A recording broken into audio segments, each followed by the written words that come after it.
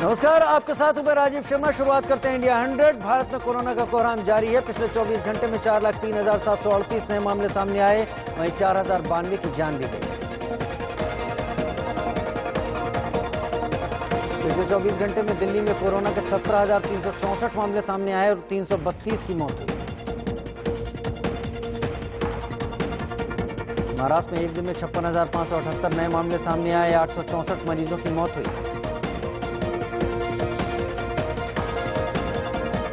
महाराष्ट्र में कोरोना मरीजों की संख्या 50 लाख के पार पहुंच गई। अब तक कोरोना से 75,277 मरीजों की मौत हुई है।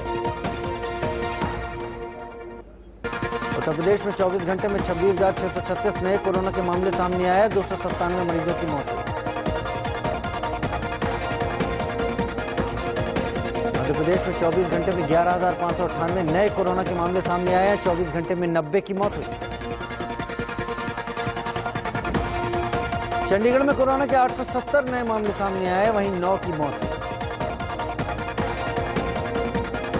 तमिलनाडु में 24 घंटे में 27,397 मामले आए, 23,110 मरीज ठीक हुए। कर्नाटक में पिछले 24 घंटे में 47,563 नए केस आए तो 482 की मौत हुई।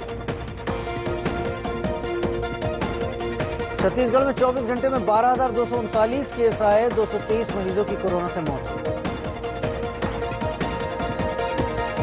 गुजरात में 24 घंटे में कोरोना की 11,892 मामले सामने आए, 14,757 मरीज ठीक हुए, 160 की मौत हुई। राजस्थान में 17,967 मामले सामने आए, 17,667 मरीज ठीक भी हुए, 160 की मौत हुई। ओडिशा में पिछले 24 घंटे में कोरोना की 11,807 मामले सामने आए तो 21 की मौत हुई। अमेरिका में पिछले 24 घंटे में 32,528 नए मामले सामने आए, 617 की मौत हुई। ब्राजील में पिछले 24 घंटे में 58,000 कोरोना मामले सामने आए हैं, वहीं कोरोना से 4,21,000 से ज्यादा लोगों की अब तक मौत हो चुकी है। कोरोना के बढ़ते मामलों के चलते योगी सरकार ने बड़ा फैसला लिया है। उत्तर प्रदेश में 17 मई तक कर्फ्यू जारी रहेगा। कोरोना इलाज के नियमों में बदलाव किया गया है। संदिग्ध मरीज भी कोविड सेंटर में भर्ती हो सकेंगे, जिसके लिए पॉजिटिव रिपोर्ट अनिवार्य नहीं होगी। फ्रांस में 24 घंटे में कोरोना के 20,745 नए मामले सामने आए, 24 घंटे में 176 की मौत। स्पेन में 24 घंटे में कोरोना के 7,690 मामले सामने आए, 160 की मौत। प्रधानमंत्री मोदी ने कर्नाटक, बिहार, पंजाब और उत्तराखंड के सीएम से बात की। कोरोना के बिगड़ते हालात को लेकर बात की। असम के नए मुख्यमंत्री होंगे हेमंत बिस्व शर्मा। हेमंत बिस्व शर्मा को विधायक दल का नेता चुना गया। कोरोना के बढ़ते मामलों को लेकर सीएम केजरीवाल ने प्रेस कॉन्फ्रेंस की। कहा, लॉकडाउन की वजह से संक्रमण दर कम हुई। सीएम केजरीवाल ने दिल्ली में 17 मई सुबह 5 बजे तक लॉकडाउन बढ़ा दिया है। इस दौरान मेट्रो सेवा भी बंद रही।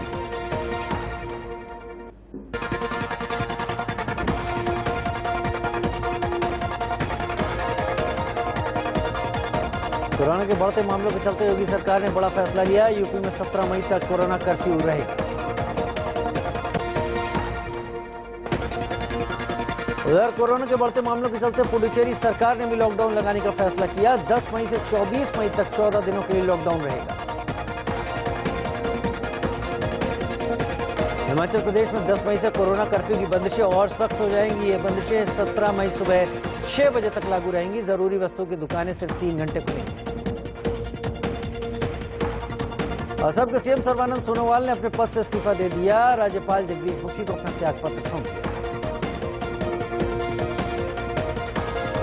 कोरोना संकट के बीच ड्रग 2-डीऑक्सी डी ग्लूकोज दवा को कोरोना के इलाज के लिए इमरजेंसी अप्रूवल दे दिया गया है। 110 मरीजों पर ट्रायल सफल रहा है। उत्तराखंड के ऋषिकेश और हल्द्वानी में डीआरडीओ ने 2 कोविड केयर अस्पताल बनाने की तैयारी शुरू कर दी है। इन केयर सेंटर में ऑक्सीजन और वेंटिलेटर बेड का खास इंतजाम होगा। देश में दवाइयों और ऑक्सीजन की सप्लाई को लेकर सुप्रीम कोर्ट ने एक टास्क फोर्स बनाई है। टास्क फोर्स दवाइयों की उपलब्धता के लिए जरूरी उपायों पर सुझाव देगी। बिहार में आज से 18 साल से ज्यादा उम्र के लोगों का टीकाकरण शुरू हुआ। वैक्सीनेशन के लिए 16 लाख टीकों का कोटा तय किया गया। बंगाल की मुख्यमंत्री ममता बनर्जी ने प्रधानमंत्री को चिट्ठी लिखी। ममता बनर्जी ने मेडिकल उपकरणों से जीएसटी हटाने की मांग की।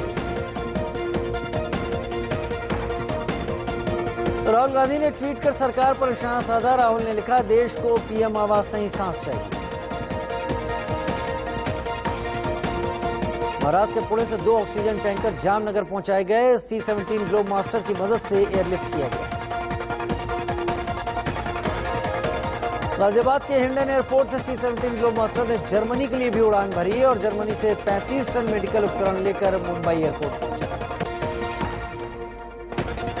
उत्तर प्रदेश के नोएडा में रेमडेसिविर इंजेक्शन की कालाबाजारी का मामला सामने आया है।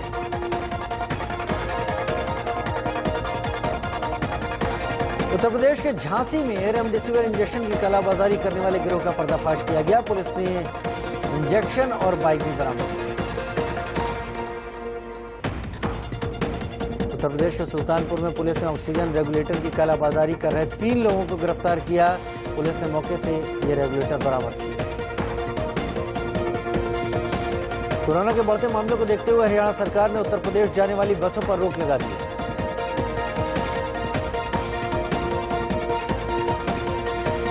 लैंसेट के संपादकीय में एक अनुमान का जिक्र किया गया। इसमें कहा गया कि भारत में 1 अगस्त तक कोरोना से 10 लाख लोगों की मौत हुई। भारतीय चिकित्सा संघ ने एक बयान जारी कर केंद्र सरकार को घेरा। आईएमए ने कहा, दूसरी लहर को देखते हुए पूर्ण लॉकडाउन का सुझाव दिया था, लेकिन सरकार ने माना नहीं। आईएमए ने आरोप लगाया है कि कोरोना महामारी को लेकर जो भी फैसले लिए जा रहे हैं उनका जमीनी स्तर पर कोई लेना देना नहीं है। मेडिकल जर्नल लैंसेट में प्रकाशित एक संपादकीय में प्रधानमंत्री मोदी की आलोचना की गई है। संपादकीय में कहा गया, मोदी सरकार की प्राथमिकता कोरोना महामारी को नियंत्रित करने की नहीं है। इस संपादकीय को लेकर कांग्रेस ने मोदी सरकार पर निशाना साधा है। बिहार में कोरोना के बीच एम्बुलेंस विवाद से सियासत गरमाई हुई है। एक वीडियो में सांसद का नाम लिखी एम्बुलेंस बालू ढोती दिखाई दे रही है। पूरे मामले पर छपरा के सांसद राजीव प्रताप रूडी ने सफाई दी। उन्होंने कहा, छपरा जिले में करीब 80 एम्बुलेंस हैं, इनमें से 50 चल रही हैं, बाकी ड्राइवरों की कमी से खड़ी है। राजीव प्रताप रूडी के इस बयान के बाद पप्पू यादव ने ड्राइवरों की पूरी फौज खड़ी कर दी। उन्होंने दावा किया उनके पास 40 ड्राइवर हैं, सभी चालक अनुभवी और तेज तर्रार हैं। पप्पू यादव ने कहा, बिहार में एम्बुलेंस की कमी है और यहाँ ऐसे ही रखी गई है, इसकी जांच होनी चाहिए। पश्चिम बंगाल में चुनाव के बाद हिंसा का सिलसिला थम नहीं रहा। बीरभूम जिले में तृणमूल कांग्रेस और बीजेपी कार्यकर्ताओं के बीच झड़प में एक की मौत हो गई। गृह मंत्रालय की तरफ से गठित की गई टीम ने राज्य में कई हिंसा प्रभावित स्थानों का दौरा किया। मंत्रालय के अपर सचिव के नेतृत्व वाली टीम रविवार सुबह बीरभूम जिले के लिए रवाना हुई, जहां कई स्थानों पर पहुंची।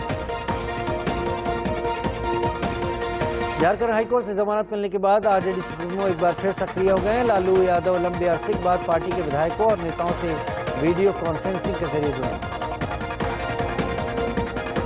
लालू को बेल मिलने के बाद बिहार की सियासत में हलचल तेज है। आरजेडी के कई नेताओं के फिलहाल उन्होंने बयान दिया था, बहुत जल्द बिहार में भी खेला होगा।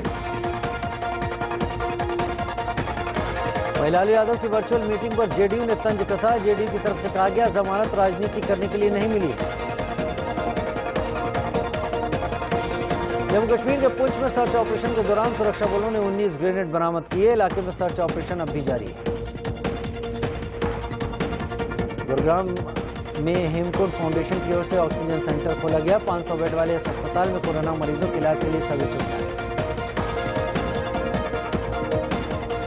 गाजियाबाद के प्राइवेट अस्पताल में कोरोना मरीजों की जिंदगी के साथ खिलवाड़ हो रहा है। अस्पताल में जीवन रक्षक इंजेक्शन होने के बावजूद इंजेक्शन बाहर से लाने के लिए कहा जा रहा है।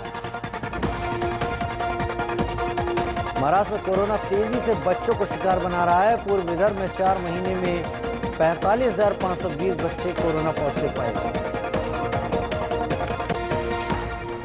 गाजीपुर के शमशान घाट पर अंतिम संस्कार करने वालों से वसूलियां की जा रही है। मामला सामने आने के बाद डीएम ने कार्रवाई के निर्देश दिए।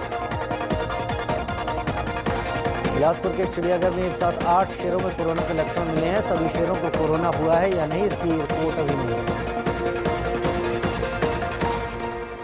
सिंगरौली से हैरान करने वाली तस्वीर सामने आई है। एक पिता अपनी बेटी का शव घाट पर लेकर 35 किलोमीटर तक पैदल गया। लखनऊ में पुलिस का अमानवीय चेहरा सामने आया। दीवान ने तरबूज बेचने वाले की पिटाई की और ठेले पर रखे तरबूज फेंक दिए। लुधियाना में पोल्ट्री फार्म में बड़े बर्ड फ्लू का स्ट्रेन मिला है। सैंपल पॉजिटिव पाए जाने के बाद लुधियाना प्रशासन ने कार्रवाई शुरू कर दी। रूस के राष्ट्रपति व्लादिमीर पुतिन और अमेरिका के राष्ट्रपति जो बाइडेन के बीच मुलाकात हो सकती है।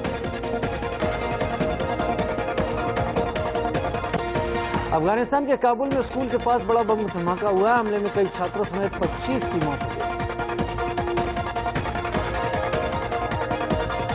यरूशलेम में अल अक्सा मस्जिद में फिलिस्तीनियों और इजरायली पुलिस के बीच जमकर संघर्ष हुआ। हिंसा में 200 से ज्यादा फिलिस्तीनियों के घायल होने की जानकारी है।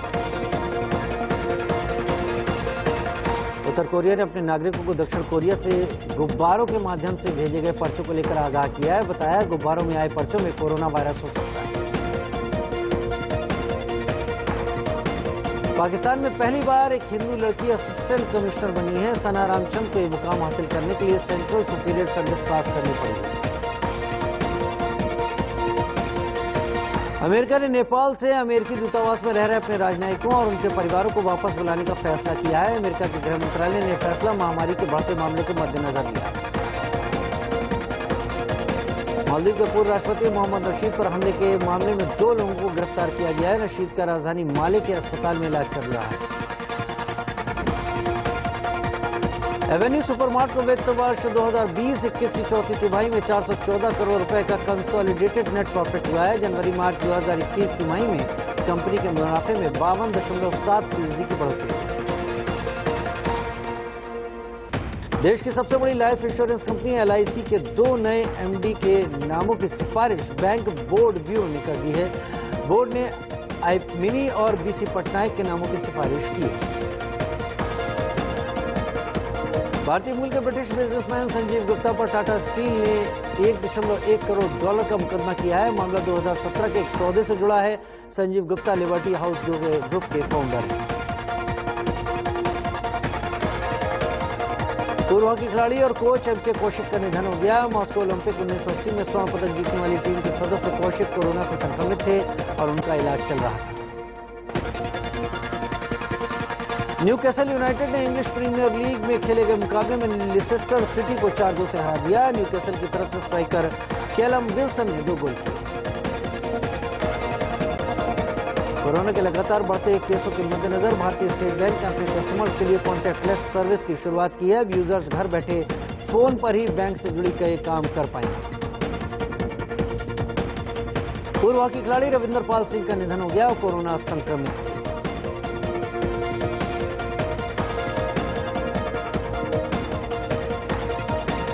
जापान की राजधानी टोक्यो में इस साल कोरोना इमरजेंसी के बीच ओलंपिक होकर रहेगा। इसे कोई नहीं रोक सकता, ये बात इंटरनेशनल ओलंपिक कमेटी ने कही है। बॉलीवुड एक्टर सूरज थापर के ICU में भर्ती होने की खबर सामने आई है। सूरज गोवा में धारावाहिक की शूटिंग कर मुंबई लौटे। बॉलीवुड एक्ट्रेस कंगना रनौत भी कोरोना का शिकार हो गई। इनका कोरोना टेस्ट पॉजिटिव आया है।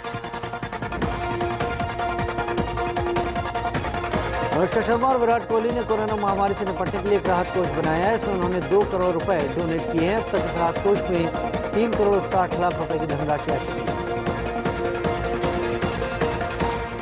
बिग बॉस 13 में नजर आ चुके हिंदुस्तानी भाव को मुंबई पुलिस ने हिरासत में लिया। वो बोर्ड की परीक्षा रद्द करने और स्कूल की फीस माफ करने की मांग को लेकर प्रदर्शन कर रहे थे।